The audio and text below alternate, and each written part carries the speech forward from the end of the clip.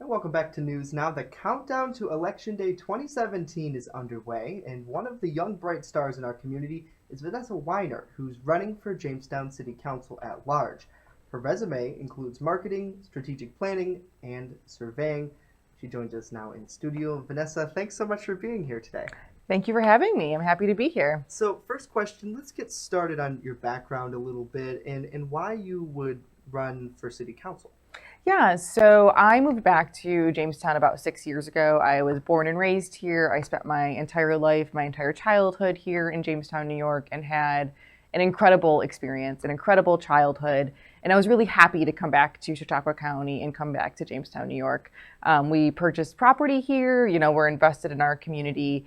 And for me, it's always been, I am who I am today because of growing up in Jamestown. I was able to go off and do amazing things. I have an undergraduate degree. I have 2 master's degrees. I've been able to travel the world. I've had some amazing experiences, amazing research experiences. And how can I bring that back and help my community that made me who I am today? So it was really about coming back to Jamestown, starting a family here, being able to find a really great job here, being at Chautauqua Institution and the director of marketing and analytics there. So really, build a life, and then how can I give back to my community? So, was there a specific event that kind of inspired you to run for City Council, or? Yeah, I could say that definitely looking at the current political climate, both locally and nationally, has definitely been a driving force. More along the lines that I truly believe that any sort of political engagement and civic engagement, right? That's part of being a really good citizen, Right. is being engaged in the electoral process and being civically engaged. So it came down to, how do we create an environment in which more women are running, more minorities are running, and that really starts at the local level. You really have to foster people to want to run for office. You can sit in a room of professional people and ask them to raise their hands. How many people here are interested in running? You may get one person to raise their hand. Right. And there's a lot of reasons for that, but I truly think that we need to talk about how we foster engagement. Because what happens is people then get upset about decisions that are being made, but they didn't vote, or they're not engaged with what's happening in the process. And I didn't want to be another one of those people. So I started thinking about, how can I become involved? Do I actually want to run, or do I want to support another candidate and be a part of that team? And it really came down to, I decided that I wanted to run. I want to make sure that we can foster engagement here at the local level. I want to see women elected across the board, both here and across the country. I think having equal representation is really important, and you have to foster that locally. Women tend to start running at school boards, city council, and this is, again, generically speaking, but many women are not necessarily going to jump into a state or national race. Right? You will statistically actually see men do that much more often than women. We have to foster that locally. So I'm hoping that I can help do some of that, when I'm elected tomorrow. So if you are elected, do you have hopes then to jump to a bigger race in the future? County level, state level? It's really so early to say. Right. I'm just dipping my toes in the water right now. I'm going to, this is the first campaign I've ever run. I've helped other campaigns in the past. I was treasurer in middle school. Vote Vanessa, back in 7th and 8th grade. So that was my first political campaign. I have to correct myself there. So moving on to some other topics, we spoke with a lot of downtown business owners recently who, they're excited about projects like the National Comedy Center coming to fruition in our county, but at the same time, they've had a lot of problems over the last few years in downtown with getting people through their doors and just keeping their doors open in general. I guess, what would you say to them if you're elected? How would you help them further than they already are now? Yeah, so that's a really good question. So I think some of it is, how do we look at what is the makeup of the economy that we need here? And I truly believe, I think the National Comedy Center project is important. Tourism is important. I sit on I'm in the industry of tourism. Right. I also sit on the board for the Chautauqua County Tourism Bureau. So I'm very engaged in tourism here in Chautauqua County, which is obviously incredibly important and a big economic driver. But at the same time, we need to make sure that we are creating an economy in Jamestown that first and foremost serves our citizens. So what does that look like? Looking at how we create a diversified economy, right, where everyone starts to grow at the same time. You can't uplift one and not the other businesses. Right.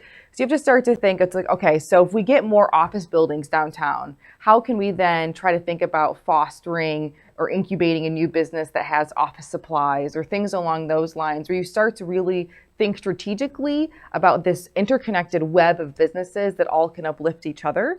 And I think sometimes we haven't always done that, where you have a really firm strategy and here's the mix of businesses we need in downtown Jamestown to support what we want to see happen in downtown Jamestown. So for example, if we get more offices, not only do we need supply stores that are locally, because we know you run out of something and you don't want to always have to run to Lakewood or order something online, and we all want to support local. That's really important to a lot of downtown businesses, both here and in other, up and coming cities. That support local is really important.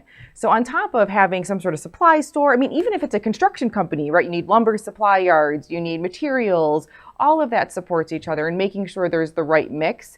But then if you have office buildings, you need restaurants and bars and, lunchtime spots. So they all kind of support each other. And then if you add tourism on top of that, then you get your specialty shops. You get your, they're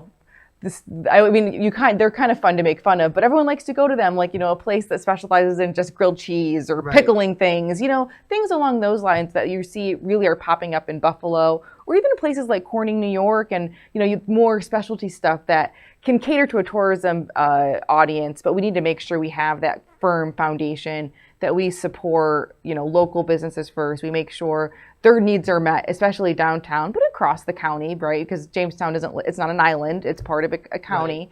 Right. So I think all of those really play into that. And then looking at how can we better position the BPU as an asset for new businesses. So this is something that I've been, it's not a totally full-baked idea yet, but you see this in some other areas where internet has been looked at as a public utility. Right. So how can we attract new businesses, especially offices, looking at the modern office environment, the culture has changed so much. So for example, a lot of places are getting rid of their brick and mortar buildings and people are working remotely. So they're looking for maybe small office spaces to get out of their homes. How can we tap into that market? And if you look at having a public utility company that is, owned by the city, owned by the taxpayers, and looking at new revenue sources for that public utility company, how can we look at internet as a public utility and then think about how we can use that to package rates and think about attracting businesses downtown? So there's a lot of different ways. It's not going to be solved overnight. It's a very complicated economic structure that we need that really makes a sustainable downtown. And a lot of work has been done. This is not to say that strategies haven't been put in place and people are already working towards these things. Right. But I think, always having fresh eyes on something, especially with, a strategy background, I think is incredibly important. So during the process of kind of looking over your online stats and information, you talked about how in an effort to make government more transparent, you would use the internet. And that kind of goes just along with the BPU providing internet as a service, like you said. But obviously in today's world, we need the internet in order to push out information and to have information.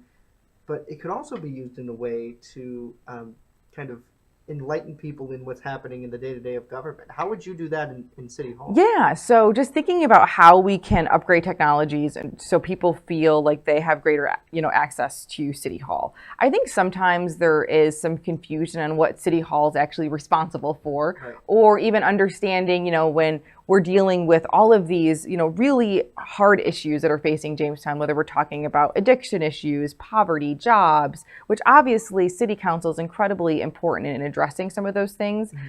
But some of that stuff is responsible at the county level too. When you're looking at, how you address addiction issues, the city doesn't have mental health services. The city doesn't have drug courts. That all comes from the county level. So I think by using, using internet and using different types of technologies to make people kind of help people see the process.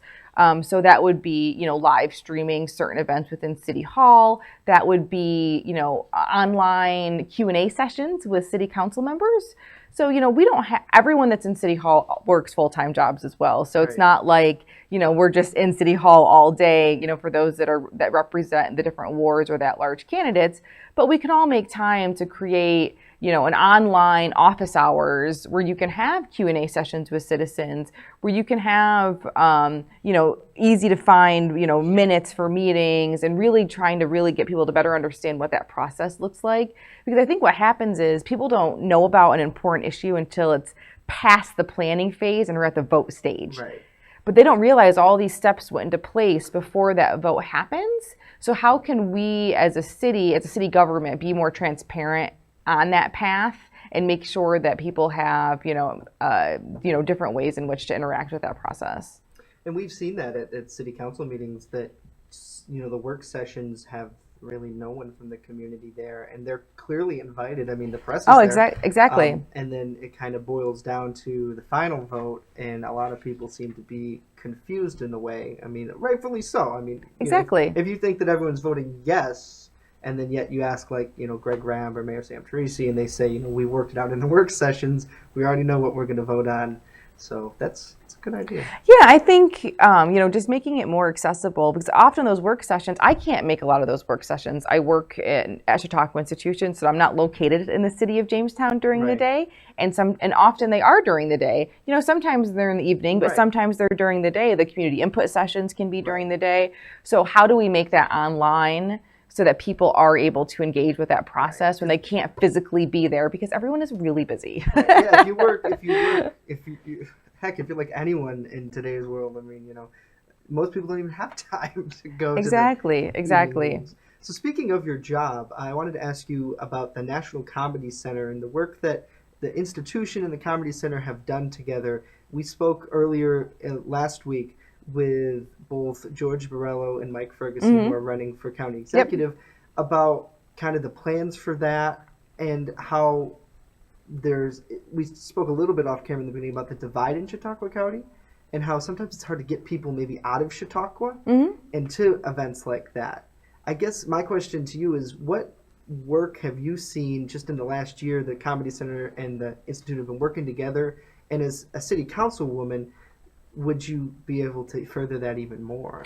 Oh, I absolutely think so. So looking at the work we've done with the National Comedy Center, I mean, this last year where we partnered with them on an entire week of program, Comedy and the Human Condition, where we worked, I mean, it was a real partnership where, our team at the institution, Journey and her team over there really got together, and we fleshed out, who are we going to invite? How do we get people back and forth? It was incredibly intentional and incredibly tactical. So, we thought about all of that in advance, how we can attract new audiences into Jamestown from Chautauqua, and then also attract new audiences into Chautauqua from Jamestown. Right. And when I say new audiences, I don't just mean people that are coming in for, the Lucy Fest events.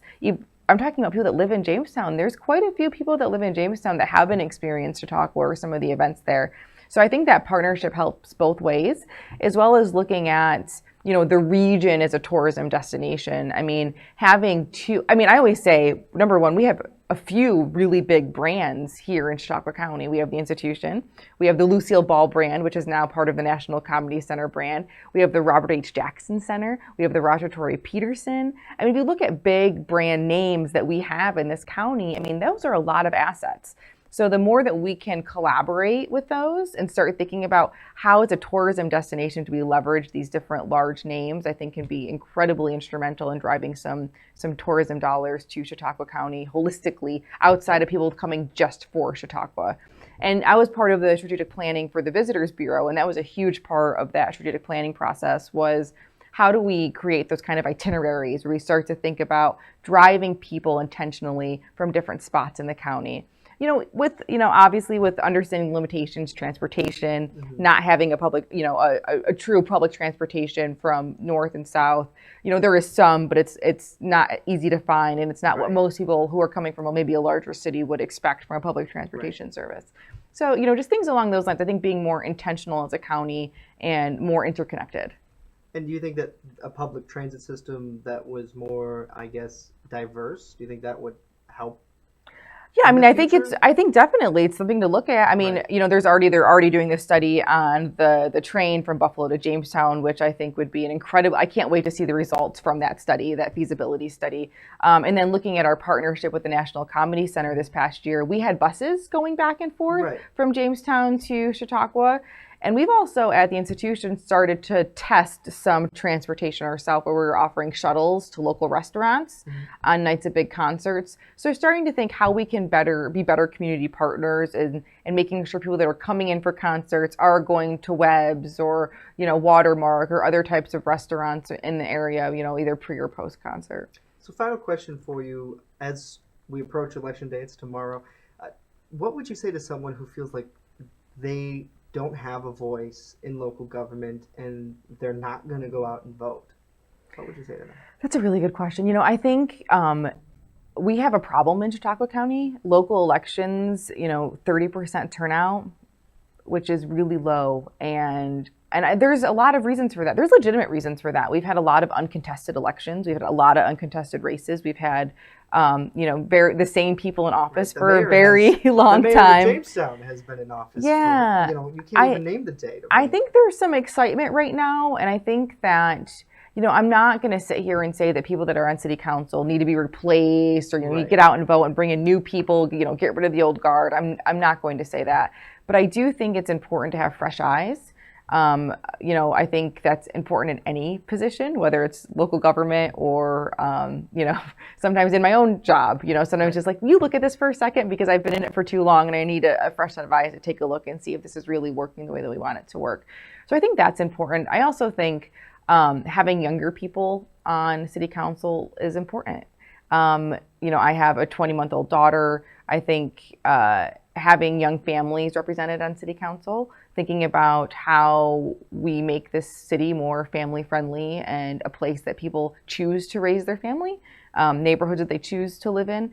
I think that's really important. So I think it's really exciting that we have some new candidates that are running. I think it's really important to vote for your county races. We have a county executive race as well as the Constitutional Convention. So there's a lot of things that I'm not going to tell people who to vote for, but I think, be informed. It's really important because what happens locally affects our day-to-day way more than what happens at the national level. If you want to look at your taxation, if you want to look at, housing, jobs, industry, I mean, the President of the United States has very little influence over what's happening here in Chautauqua County. That is your local elected officials. And we'll have great turnout for a presidential election, but very low turnout for a local election. And we need to start thinking about how we foster that engagement locally. And one of that is turning out for local elections, being engaged in that process, knowing your city councilmen and women, making sure that they answer your phone calls or you're part of that process. You feel like you're listened to, your voice is heard. I think all of that is incredibly important.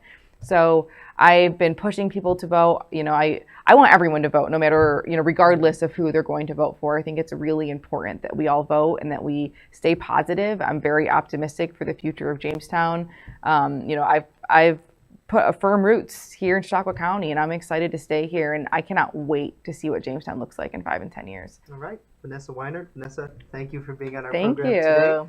And to learn more about Vanessa's story, you can find her on Facebook. Now let's check in with Chief Forecaster Dakota Hunter with a final look at our weather. Hey, Dakota. All right, perfect. Good job, Ryan. Right, because it'll be green, so then you just click it.